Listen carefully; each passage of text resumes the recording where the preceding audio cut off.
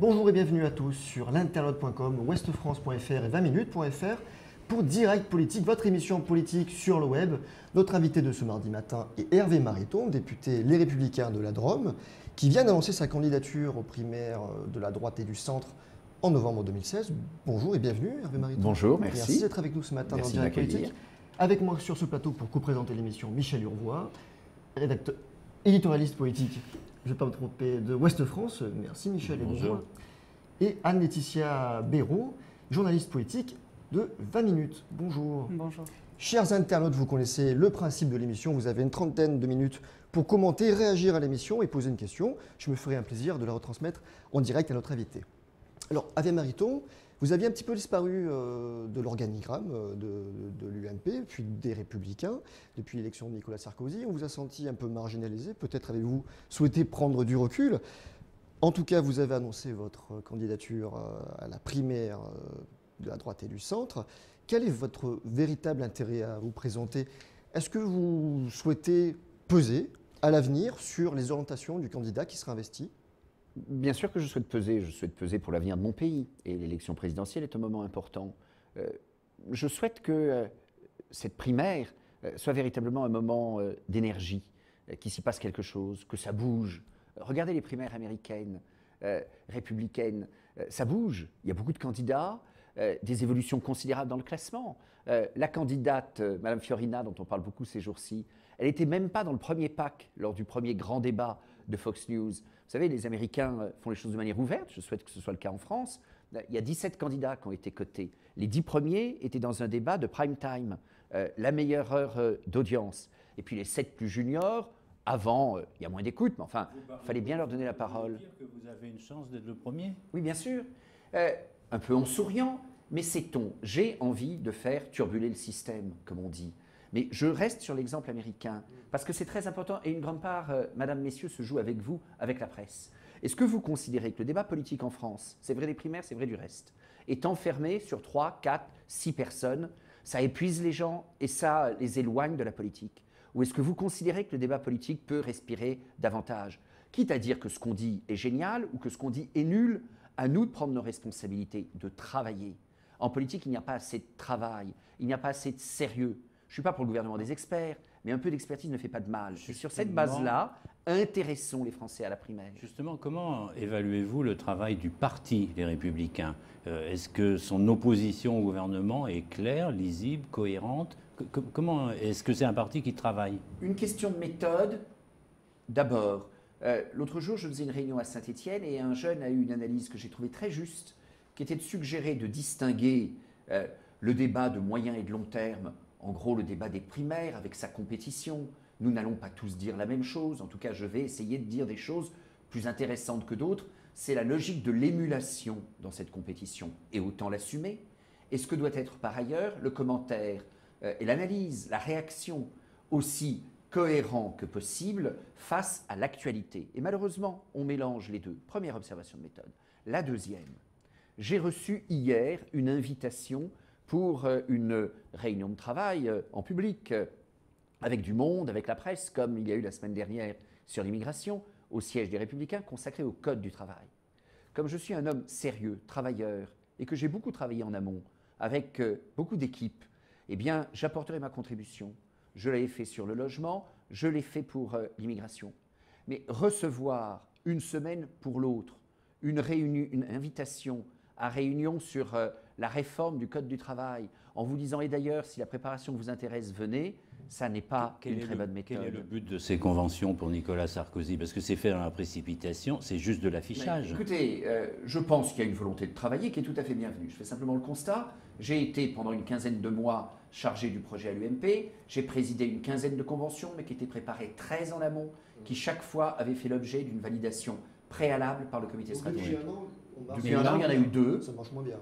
Écoutez, en tout cas, le travail de fond ne se déroule pas de la même manière. Je ne mets pas du tout en cause. Le parti a perdu 3000 adhérents en un an, nous révèle ce matin France Info. Qu'est-ce qui se passe? Pourquoi est-ce que ça ne prend pas? Nicolas Sarkozy voulait créer ce parti, un grand parti d'adhérents. D'abord, je pense qu'il y a un problème de gouvernance. Oui. J'avais dit pendant ma candidature à la présidence de l'UMP que le président de l'UMP ne devait pas être candidat aux primaires. paraît même qu'il y a des gens qui n'ont pas voté pour moi à la présidence de l'UMP parce qu'ils voulaient absolument que je sois candidat aux primaires.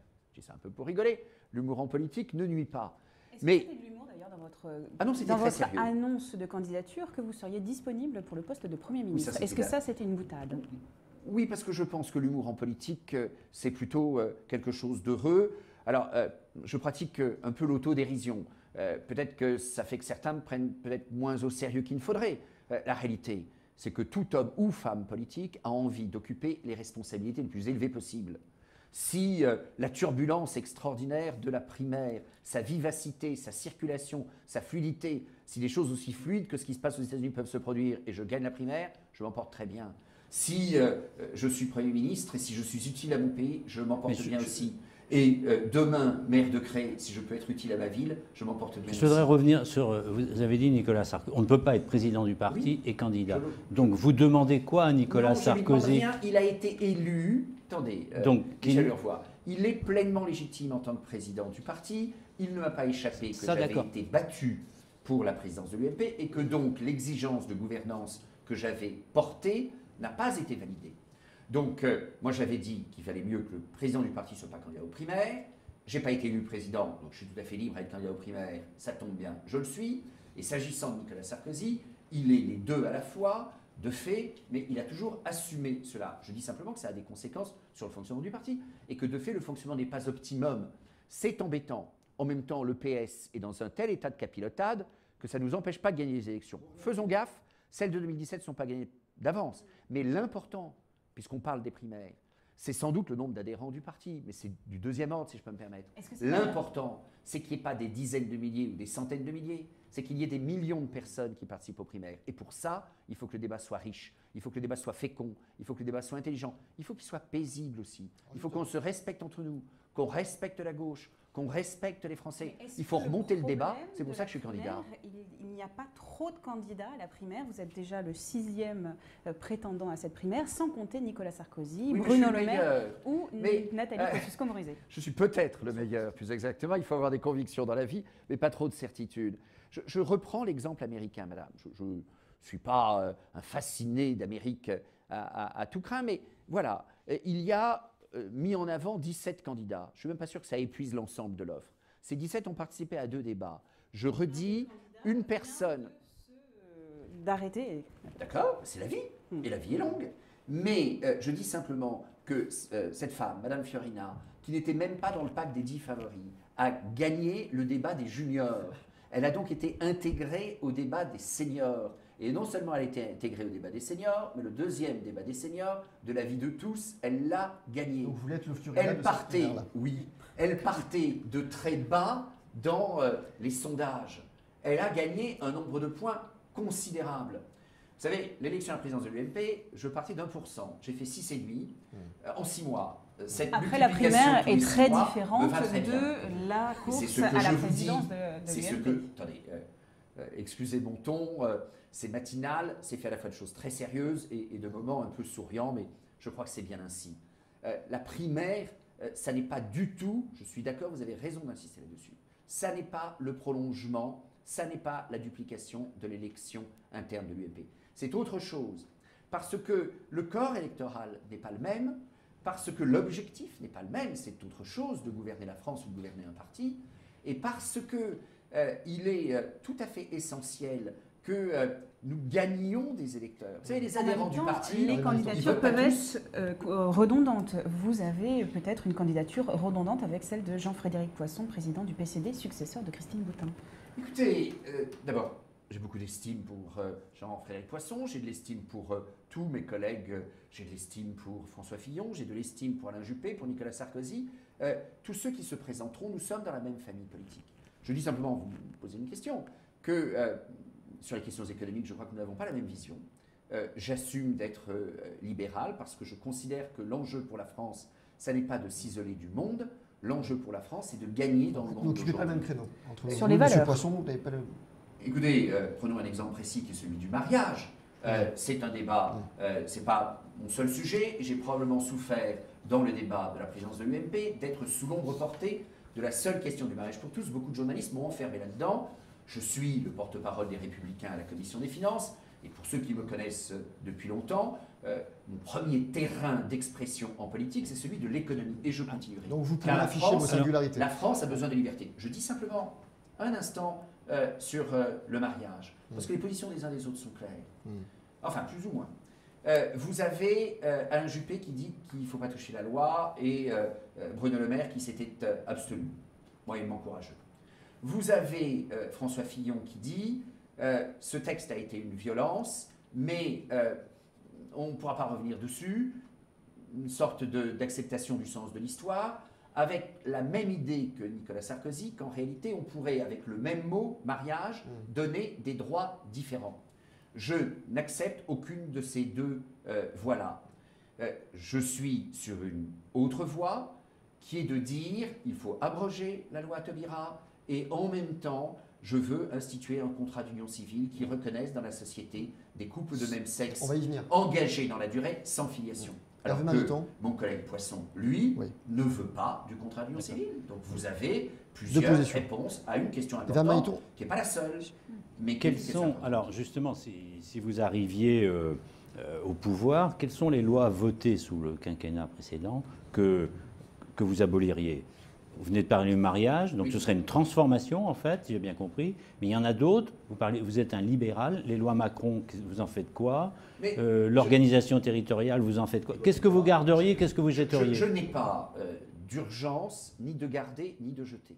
Pour moi, ça n'est pas un tabou. Quand une loi est mauvaise, il faut la retirer et faire autre chose, et mieux. Je viens de vous le dire, s'agissant de la loi Taubira, dite du mariage pour tous. La loi Duflot, typiquement sur le logement, est une catastrophe absolue qu'il faut abroger. Je prends un autre exemple plus ancien, si je peux me permettre, et où je signe mon audace. Et je l'ai dit il y a quelques mois. Depuis des années, 20 ans, la droite dit que la loi SRU, loi Guesso, vous vous rendez compte, fin des années 90, était une catastrophe, est une catastrophe. En 20 ans, la droite a été au pouvoir. En 20 ans, la droite, je suis rigoureux, a fait quelques corrections mineures, mais rien de sérieux, rien de solide. J'ai dit aux Républicains lors de la Convention logement que j'étais favorable à l'abrogation de la loi SRU. Quand Nicolas Sarkozy dit, lui, qu'il veut quelques aménagements, et je poursuis son raisonnement car il me l'a dit, c'est très honnête et très sincère de sa part, parce qu'il dit, si j'abroge la loi SRU, je vais me mettre à dos la Fondation Logement pour l'Abbé Pierre, ATD Quart Monde et ce type d'associations qui font un boulot remarquable. Mais d'abord, ça manque de courage politique. Ensuite, c'est une erreur d'analyse de fond. Car ATD Quart Monde, je connais très bien ATD Quart Monde. J'ai beaucoup d'amis au sein d'ATD Quart Monde et sur un terrain qui n'est pas celui de la loi SRU, qui n'est pas celui du quota de logements sociaux, semblablement de la Fondation pour l'Abbé Pierre. L'Abbé Pierre a été capucin à Cré. C'est aussi des sujets que je ressens. Mais c'est une réforme, un projet radical que vous proposez. Mais donc... Oui, et il y a des subtilités. J'assume, mais j'assume la subtilité dans le débat politique, car c'est comme cela que l'on amènera des millions de Français à voter aux primaires. Des convictions, mais pas de caricature. Des convictions, mais pas de certitude. Oui, il faut être radical sur le code du travail. Je considère qu'on est arrivé à un tel niveau de blocage qu'il ne faut pas le corriger. Il faut prendre peu de feuilles blanches et écrire absolument de nouveau. Oui, il faut abroger la loi SRU. Oui, il faut abroger la loi Taubira. Et dans d'autres domaines. J'assume la logique industrielle que l'on connaît dans l'industrie, du progrès continu. En japonais, ça s'appelle le Kaizen. Ça veut dire quoi? Vous m'avez interrogé sur la loi Macron. Je l'aurais voté s'il n'y avait pas eu le 49.3. Parce que les Français le savent, le changement, ça n'est pas uniquement, connaissez, tout changer pour ne rien changer. Ça n'est pas uniquement les grands slogans, même s'il en faut. Ça n'est pas uniquement les grandes réformes, même s'il en faut. Ça n'est pas uniquement de grands gestes, la macroéconomie. Ce sont aussi des mesures de microéconomie qui sont nécessaires. Il y en avait dans la loi Macron, j'ai soutenu. Comme en plus j'avais proposé avant l'alternance. Je ne suis pas dans un jeu de rôle qui m'amènerait aujourd'hui à déchirer ce que j'ai adoré hier et ce qu'éventuellement je ferai demain. Même chose sur les finances locales. Je n'ai pas manifesté samedi. Je comprends les difficultés d'un certain nombre de maires. Mais je dis, la fiscalité locale, ce n'est pas la résultante de toutes les contraintes. Et si je me suis engagé dans ma ville, et j'ai tenu depuis 19 ans à ne pas augmenter le taux des impôts communaux, je fais des arbitrages, et parfois je dis non. Et quelle est la cohérence de la droite si demain nous proposons de ne pas augmenter les impôts, et que 6 mois avant, nous les avons augmentés dans nos communes? Hervé Mariton, on va passer à un autre chapitre. Un sujet qui appelle aussi un peu de cohérence et de nuance, c'est celui de l'immigration. On a beaucoup de questions là-dessus. À propos de l'immigration, d'ailleurs, vous avez critiqué les propositions de Nicolas Sarkozy, président du Parti Les Républicains. Est-ce que pour vous, il faut suspendre, sortir de l'espace Schengen? Quelles sont les propositions à propos du regroupement familial, alors que la question est aujourd'hui prégnante? Vous posez deux types de questions. Et sur ces deux questions, je fais le pari que les Français sont mieux informés, plus formés qu'avant. C'est le pari de ma candidature. Et qu'un projet politique ne se résume pas dans des slogans. Je ne sais pas ce que veut dire sortir de Schengen. Je ne suis même pas sûr de savoir ce que Schengen 2 veut dire. Pour être franc, j'ai voté non à plusieurs, pas toutes, parce que à certaines, j'ai voté oui. Question formulée par Nicolas Sarkozy après la journée sur l'immigration l'autre jour. Il se trouve que les hommes, les femmes politiques ne sont pas toujours nuls, et que parfois les lois qu'on vote, les textes qu'on signe, les traités qu'on signe, sont assez intelligents. Schengen, c'est un fondement de liberté de circulation. C'est très précieux en Europe. Mais Schengen, c'est aussi la capacité, dans des circonstances exceptionnelles, à prendre des mesures exceptionnelles, ce que les Allemands, ce que d'autres pays ont compris. Schengen en soi est un bon texte. Mais Schengen est toujours perfectible. Mais il n'y a pas de révolution à faire sur ce terrain-là. Vous savez, si en politique on causait moins et si on faisait plus, je suis très d'accord avec d'ailleurs tout le mouvement lancé par Alexandre Jardin sur les faiseux.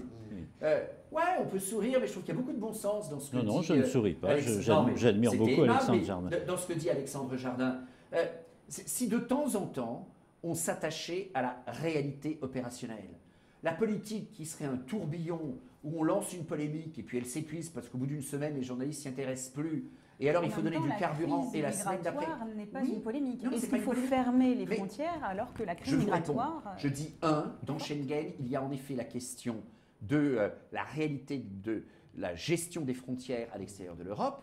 Ça n'est pas affaire de polémique, mais c'est en effet une carence depuis de nombreuses années. C'est une carence subie, consentie, et il est urgent de mieux répondre à cet enjeu. Mais ça, c'est de l'opérationnel. On n'a pas besoin de changer Schengen pour ça. Est-ce que les pays qui n'acceptent pas, qui n'assument pas Schengen, qui n'assurent pas la protection des frontières extérieures de l'Europe, est-ce que ces pays-là doivent rester dans Schengen? Alors, la question de l'exclusion de certains pays est tout à fait ouverte. J'entends cela. Avant d'exclure, on peut les aider, négocier. Il peut y avoir du donnant-donnant à mieux assurer leurs frontières. Il y a un vrai sujet avec la Grèce. La Grèce est, parlons clair, dépendante de notre aide et de notre bienveillance financière. Eh bien, il faut travailler avec la Grèce. C'est objectivement compliqué. À une époque, la Grèce était en Asie mineure. Donc, les gens qui partaient d'Asie seraient partis de Grèce, il n'y a pas de sujet. Mais depuis, ça commence à être ancien, que la Turquie a envahi la partie asiatique de la Grèce, les Grèces se retrouvent avec des îles qui sont extrêmement proches. Donc, c'est une situation physique très difficile. Aidons la Grèce sur ce terrain-là. Mais, les frontières extérieures de Schengen. 2, la capacité à mettre en place des mesures exceptionnelles qui sont justifiées par la période. 3, le traitement au lieu d'origine des demandes d'asile, les demandeurs d'asile. Pour certains, c'est légitime, pour d'autres, non. Mais ces demandeurs d'asile, ils ne demandent pas l'asile directement d'Irak ou de Syrie. Ils demandent l'asile en général en venant du Liban, de Jordanie ou de Turquie. Des endroits qui ne sont pas nécessairement idéaux, mais qui sont paisibles. Eh bien, il faut que la demande d'asile soit traitée là. Hervé Mariton, on a une question de Jacques qui nous dit « La droite a enfin fait de l'assimilation le modèle d'intégration à défendre. Comment rendre cela concret? Car ce n'est pas qu'une question de naturalisation, nous dit-il. » Est-ce que déjà vous... Non, ce n'est pas qu'une question de naturalisation, mais le rendre concret, c'est... Est-ce qu'il faut toucher au droit du sol, en fait? C'est un peu la question qui est derrière. C'est d'abord en assumant ce à quoi il s'agit d'adhérer. Soyons fiers d'être français. La France, aujourd'hui, souffre de sa pauvreté, en quelque sorte, en tout cas par rapport à d'autres pays en Europe. Nous avons décroché en termes de prospérité par rapport à l'Allemagne. Nous avons aussi décroché quant à la force de notre identité. L'assimilation, ça ne peut fonctionner que s'il y a un idéal. Si l'on dit ce à quoi il s'agit de s'intégrer, ce à quoi il s'agit de s'assimiler. Qui a dit, Hervé Mariton, les conditions d'accès à la nationalité sont déjà très strictes. L'application des textes peut être renforcée, mais nous avons besoin de tout, sauf de textes supplémentaires.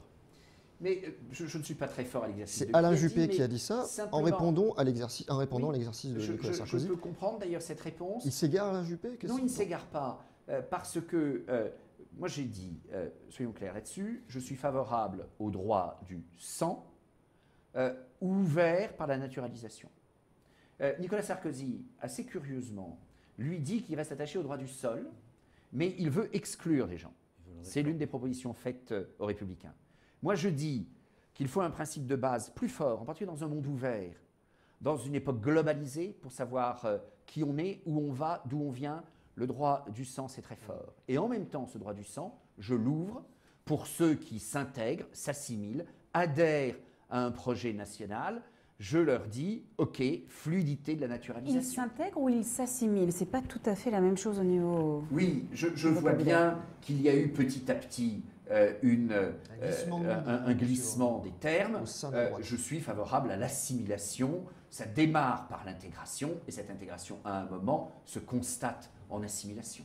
C'est utile que Nicolas Sarkozy ait consulté les militants sur l'immigration dans le cadre de la primaire? Écoutez, demander l'avis des gens, ça ne fait pas de mal.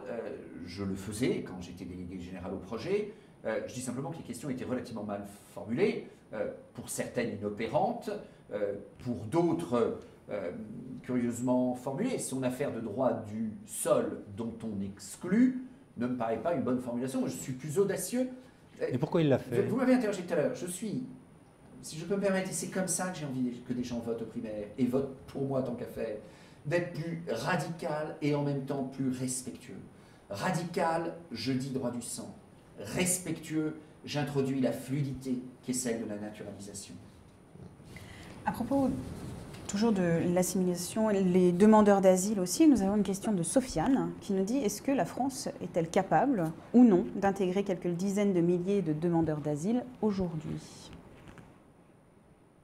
La question est l'asile vers où, l'asile vers quoi, l'asile pourquoi? Le demandeur d'asile auquel la France fait envie. Est-ce que c'est si difficile d'intégrer 24 000 personnes finalement en France? Oui et non. Je m'excuse, mais je serai comme ça jusqu'au bout de ma candidature. Oui et non. Arithmétiquement, non, c'est pas difficile. Mais, soit le demandeur d'asile projette une envie, un amour, une volonté de s'intégrer, et alors on peut réussir magnifiquement et au-delà du nombre que vous dites, soit tantôt parce que le demandeur d'asile n'est pas très demandeur, tantôt parce que la France serait incapable de lui dire à quoi s'intégrer. Et alors, même 24 000, ça ne marche pas. C'est ça le sujet. Le sujet n'est pas, premièrement, un sujet de nombre. Le sujet est notre capacité, notre force, notre enthousiasme. En même temps, 24 quand 000, on ça fuit se la gère. guerre, est-ce qu'on peut avoir dans son cœur un amour de la France quand on fuit l'atrocité, la guerre, la mort? Et ce d'autres genre de l'ont choses? prouvé dans des décennies précédentes. La réponse est qu'on peut à la fois avoir une culture propre, une identité propre, sa religion, et en même temps exprimer un amour de la France. Mais il faut pour cela que la France ait envie d'être aimée. Allez, Vous seriez d'accord d'ailleurs d'accueillir chez vous des réfugiés, des demandeurs d'asile dans votre ville de Cray? Dans les termes que je viens de dire et dans des conditions matérielles qui doivent être bonnes. Je l'ai dit, il se trouve qu'il y a un tout petit village de ma circonscription qui a fait des propositions. J'ai dit, et ce n'est pas du tout par sécheresse de cœur, qu'accueillir des réfugiés dans un village de quelques dizaines d'habitants à 150 km d'une grande ville, c'est un geste idéologique, ça n'est pas un geste véritablement charitable. Hervé Mariton, il nous reste 5 petites minutes. On va aborder un petit peu la question des régionales. Mais avant ça, je vous soumets une question d'Antoine qui nous dit Nicolas Sarkozy entend préparer un programme commun pour les Républicains, un projet d'alternance. Est-ce que vous acceptez le principe ou est-ce que vous dénoncez une manœuvre? Non, mais je ne cherche pas le vice chez quiconque. Je dis que une culture commune, c'est une bonne chose. Oui. Un projet sur le code du travail élaboré en 8 jours, c'est pas sérieux. D'accord. Écoutez, tout ce qui ira à notre communauté, notre famille politique sera bien. Je dis simplement que la primaire, ça n'est pas les Républicains. La primaire n'a de sens que si elle est large, parce que beaucoup de monde y participera, large, parce que les idées confrontées accepterez un programme viennent commun à tous de les vastes candidats. horizons, large, si la presse joue le jeu. Très bien. Non, je viens de vous dire que ce qui m'intéresse davantage que la seule idée du programme commun, expression tout de même un peu marquée politiquement et historiquement, c'est la qualité, la force des idées.